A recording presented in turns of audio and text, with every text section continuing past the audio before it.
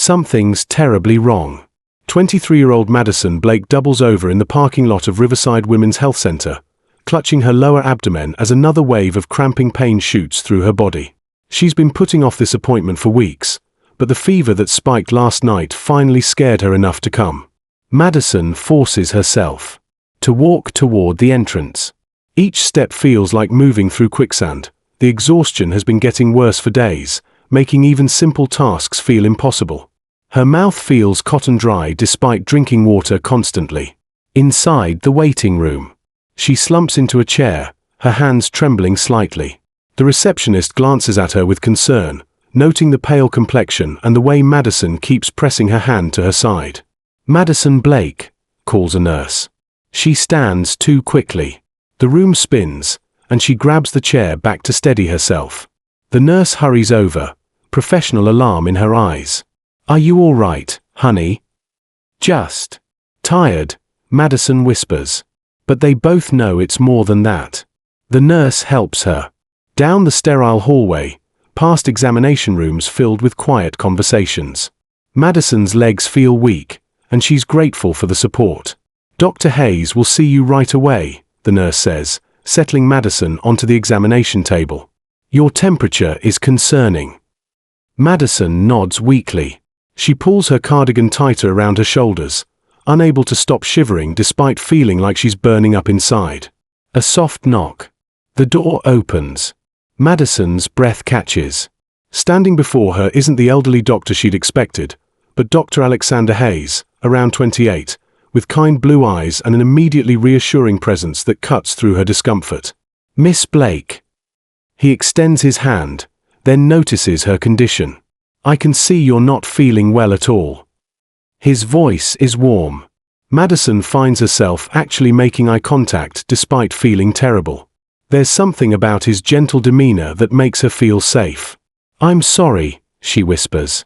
"I should have come sooner, but I kept thinking it would get better." Dr. Hayes sits down. At her eye level, his expression shows genuine concern. "Tell me what's been happening. When did this start?" Madison explains hesitantly. The cramping pain that began mild but has grown intense, centered low in her abdomen. The fever that comes and goes, leaving her drenched in sweat. The exhaustion so overwhelming she can barely function. "I can't keep anything down," she admits. "And I'm constantly thirsty, but nothing helps." Dr. Hayes listens intently, not just to her words, but to the obvious distress she's trying to hide. "Madison, how long has this been going on?" "About 10 days. Maybe longer." She presses her hand to her side again as another cramp hits. "I work 3 jobs, so I thought I was just overdoing it." Something shifts then. Dr. Hayes doesn't just nod professionally. Instead, he leans forward, his medical training clearly alarmed by what he's observing. "Madison," he says gently, "I need to examine you, but first, do you have someone who can drive you home today?" The question scares her. "Why? Is it serious?" "Let's find out together," he says softly. "But I want to make sure you're not driving in this condition." The examination proceeds carefully. Madison expected clinical coldness, but Dr. Hayes explains every step, his touch professional yet somehow comforting as he checks for sources of her pain. When he presses gently on her lower abdomen, Madison gasps and instinctively pulls away. The pain is sharp, localized, and clearly significant. "I'm sorry," Dr. Hayes says immediately. "I know that hurt." Madison's eyes fill, not just from physical pain, but from weeks of trying to be strong while feeling progressively worse. "I'm scared," she whispers. Dr. Hayes sits back down. His expression is serious but kind. "Madison, I believe you have a significant infection that needs immediate treatment. The good news is that we've caught it, and it's completely treatable." Relief and fear wash over her simultaneously. "An infection where?" "In your reproductive system. The symptoms you're describing, the fever, the abdominal pain, the exhaustion, they all point to something that's been building for a while." Madison nods, processing. "Is that why I feel so awful?" "Your body has been fighting this. 4 days, Maybe longer. That's why you're so exhausted and dehydrated. But we're going to take care of it. Dr. Hayes pauses, then continues with surprising gentleness. I need to ask, do you have family support at home? Madison's composure crumbles. My dad lost his job 6 months ago. My mom's been so depressed she barely gets out of bed. I've been working 3 jobs trying to keep us afloat, and my little brother Tommy. She stops, overwhelmed. You've been carrying everything alone, Dr. Hayes observes quietly. I didn't have a choice. Something changes in his expression. Not just professional concern, but personal recognition of someone who's been pushed beyond their limits. Madison, he says carefully, what kind of work did your father do? Construction management. 20 years of experience, but nobody's hiring. Dr. Hayes is quiet. For a long moment, then makes a decision that surprises them both. I'm going to treat your infection aggressively.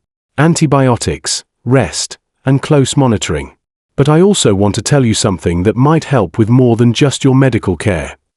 Madison looks confused. Through her exhaustion and pain. My family owns Hayes Construction Group. We're actively hiring experienced project managers. The room goes silent. Madison stares at him, struggling to process this through her fever-clouded thoughts. I don't understand. Sometimes, Dr. Hayes says gently, the stress our bodies carry isn't just physical. When we're overwhelmed, when we're carrying too much responsibility, our immune systems suffer. Our bodies become vulnerable. Madison's eyes widen. You think the stress made me sick? I think, he says carefully, that stress doesn't cause infections, but it can make us more susceptible to them. And it definitely makes recovery harder. The implication settles. Between them, that her health crisis might be connected to the impossible burden she's been carrying. Your father would get a fair interview based solely on his qualifications, Dr. Hayes continues. No guarantees, but a real opportunity. Madison feels tears, coming despite her exhaustion. Why would you do that? Because, Dr. Hayes says simply, I believe in treating the whole person, not just the symptoms. And because. He hesitates, then continues with unexpected honesty. Because I see someone who's been sacrificing her own well-being for everyone else. The admission hangs. Between them like a bridge neither expected to cross. Is this appropriate? Madison asks weakly. Medically? Probably not. Dr. Hayes smiles gently. Personally, sometimes the heart recognizes something the mind hasn't figured out yet. Despite feeling awful, Madison finds herself almost smiling. Are you always this unconventional with your patients? Never, he admits. But then again, I've never met someone who made me want to be. 6 weeks later, Madison walks into the same examination room, but everything has transformed. The infection has been completely cured, her father is thriving as Hayes Construction's newest project manager, and her family's crisis has lifted. But most remarkably, she's no longer the overwhelmed girl who nearly collapsed from carrying everyone else's burdens. She's discovered what it means to be truly cared for. Dr. Hayes looks up. From his chart, then at Madison's glowing, healthy face. How's our patient today? Madison laughs, a sound. That would have seemed impossible 6 weeks ago. Perfectly healthy. But I have a confession.